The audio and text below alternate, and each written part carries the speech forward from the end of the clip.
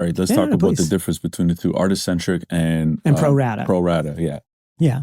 Can you tell me the difference between both here? Yeah. So in Pro Rata, which is the current model, you're basically getting paid the same as rain sounds, right? So based on your distributor's market share, you're getting paid, a certain amount. Yep.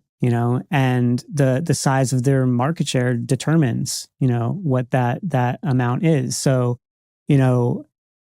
UMG may be getting slightly more than, Warner because they have slightly more market share. Yeah. But essentially everybody's getting paid the same as rain sounds.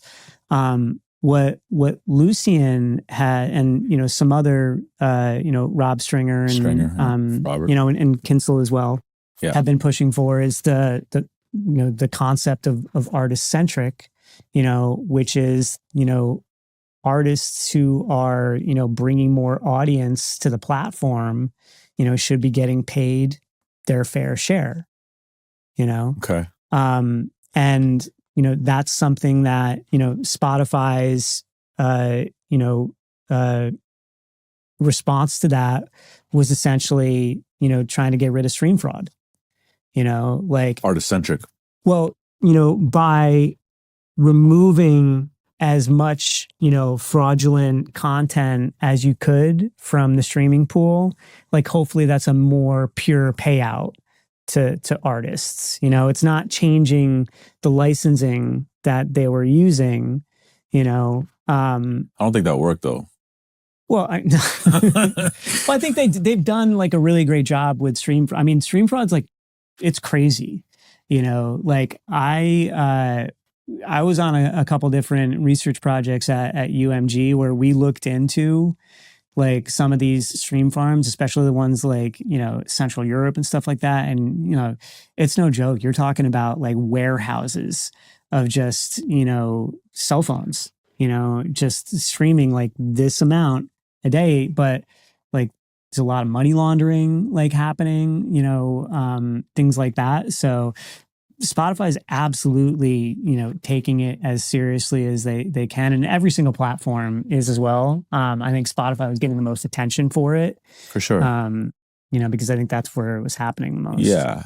I guess it's just one way that it was explained to me that it makes a lot of sense is like you can't. It's Spotify is an easy target, but I mean that's like trying to move the Titanic when the iceberg is right there, right? Yeah.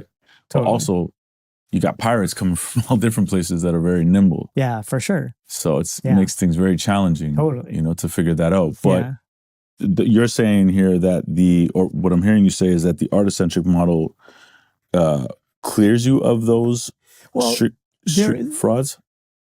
That was Spotify's response to it. They were like, we're not going to change how we pay out, but we're going to try to remove the garbage. Yes, right? yes. You had other platforms like Deezer, which did take a more, artist-centric approach where their payout formula was different for superfans.